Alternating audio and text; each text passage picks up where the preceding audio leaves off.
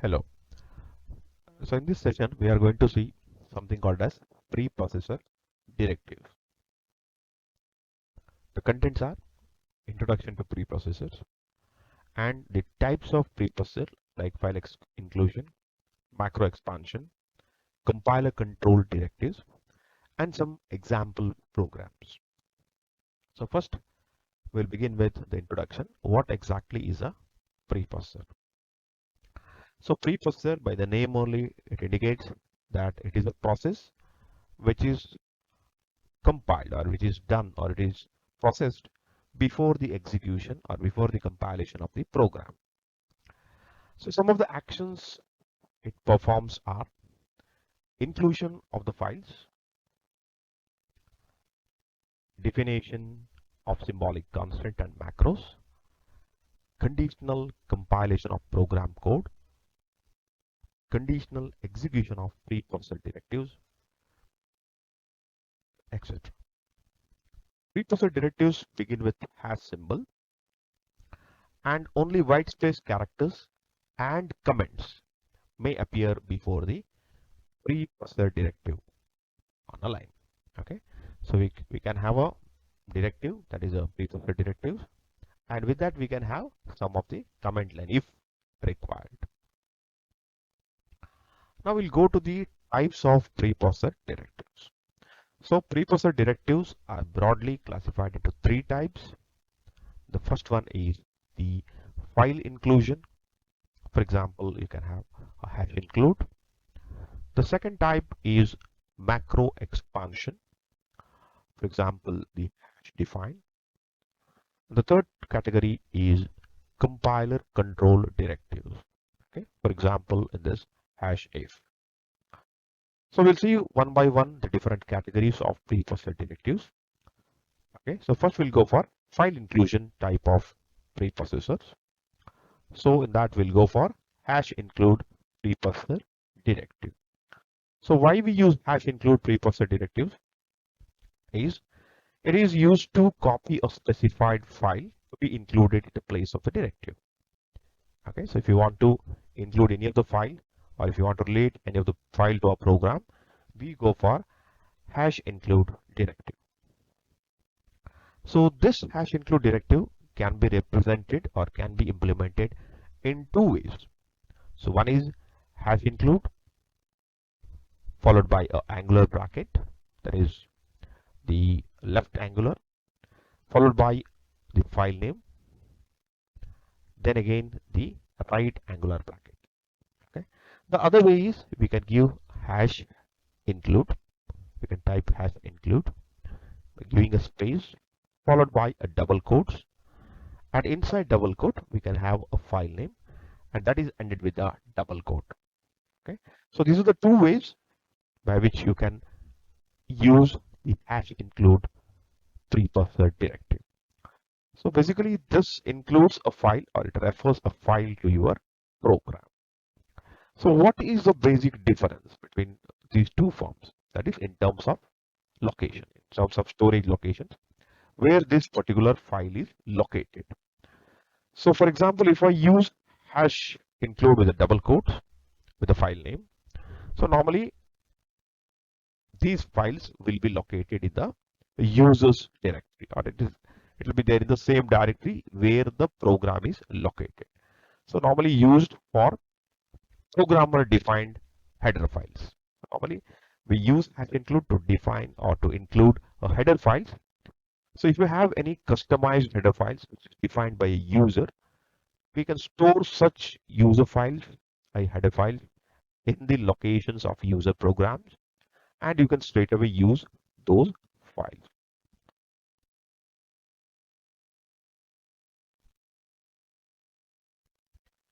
Yeah, if the file name is enclosed in angle brackets, so it can be used for standard library headers. So if I want to use or if I want to include the standard header files like stdio.h or stdlib.h or any other header files like string.h. So I can go for the Angular brackets, or I can go for hash include, and I can specify whichever the header file I want to use in my program just by giving the angle brackets.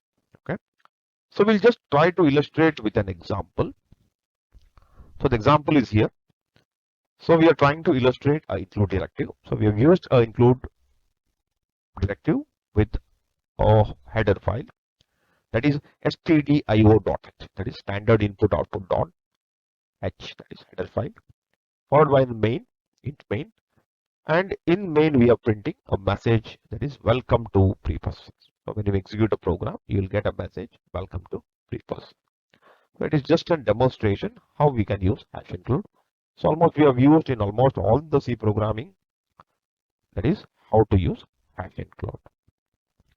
Now we'll process, or we'll move further. We'll see the second type or the second category, that is the macro expansion. So where we have something called as hash define. So this is a directive which creates a symbolic constant. So you can define a symbolic constant, you can represent some values. At the same time, you can do something called as macros. You can create macros. So that means you can create some operation for a symbol. So I can represent one symbol. For example, if I represent a symbol as A, and I can define some operation for A. So when I say A, it will perform an operation. The same way I can represent some values, or I can store some constants. For example, if I have A, I can say A is equal to 20. So I can store, or I can keep some values. At the same time, I can represent some operations. Okay. So how we can perform this task? So we have a general form, that is we have to use hash define, followed by a space, followed by a identifier, followed by a space. We have something called as replacement text. Sorry.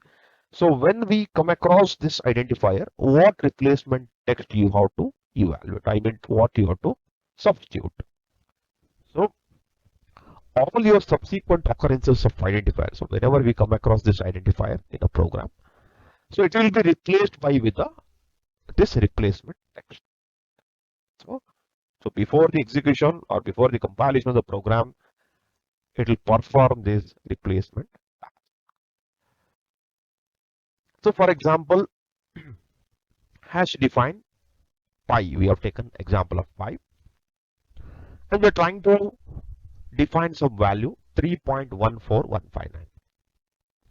So pi is represented now as 3.14159. So wherever we come across identifier pi, it will replace it with a value 3.1415. So it will assign pi as a constant value 3.1415. So if I want to change, suppose if I want to change this value or this constant, if I want to modify, I can go to hash define and I can modify it. And if I recompile it, when the program is recompiled, so this will reflect wherever the pi is defined or wherever this symbolic constant is represented. So we'll see the illustration with a simple example. So we'll see an example program to find the area of circle using hash define. So we included the file directive hash include stdio.h, as we need, or we are performing the standard input operation, input output operation. Next, followed by we are using hash define. So here we are defining a symbolic constant. The symbolic constant is pi, pi we have defined. So I have given a space after hash define. After the symbol, again we are given a space, followed by the value 3.1415. So it can be referred as a constant. Then we are using main. So we have declared two variables, integer variable radius and float variable area. So we are reading the radius, giving a message, enter the radius. Using a scanf statement, we are reading the radius. Then we are calculating the area, pi into radius into radius. So here the pi value is substituted, that is 3.1415 is substituted in the place of pi, and it will perform the calculation. It will find the area by applying the formula given, and it will result is printed. That is, you can see the output for a given radius, it is calculating the area. Now we will go to the other part of hash define. So we have seen how we can define a constant value. The same way we can define a macros. So here the macro identifier is replaced in the program with a replacement text before the program is compiled. So here you can, the same concept, we can have some operation. That is, again, you can have some arguments, or you cannot have, you may have without arguments also. Okay. So we'll see how we can pass the arguments, how we can use with the argument. So we have a simple example which performs the squares of a number.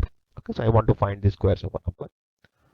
So I have included the stdio.h as usual, followed by hash define. See here, instead of defining a symbol, we are giving again a identifier name, that is square x.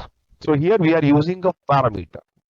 We are using a parameter, or you can say we are using a argument. So I'm passing an argument and I'm defining a replacement text. So you can see there, after a space, I given a replacement text x into x.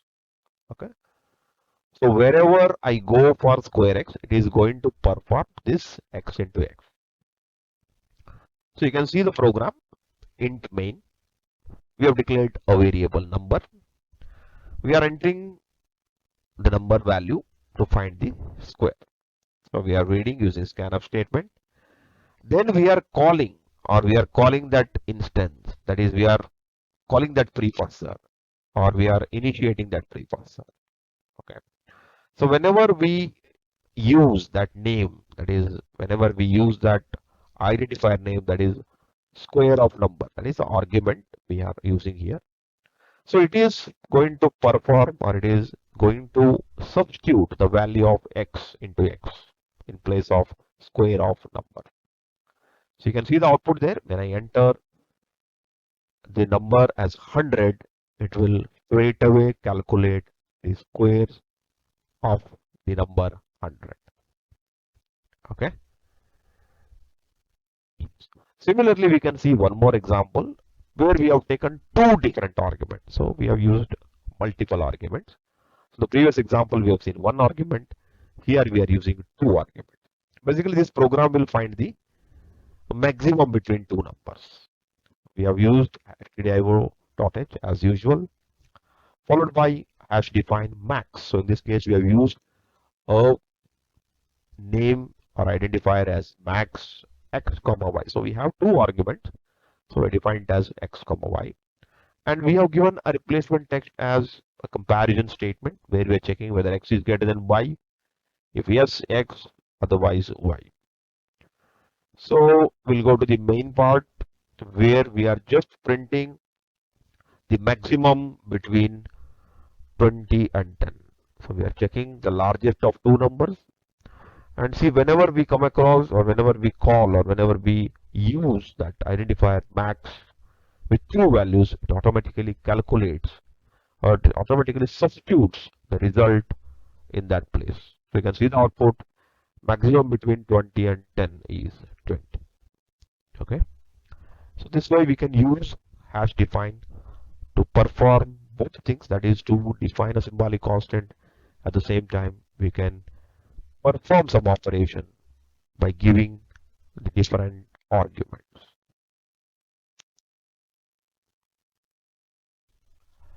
In this, we'll see another precursor directive, that is undefined. That is, we have seen a define.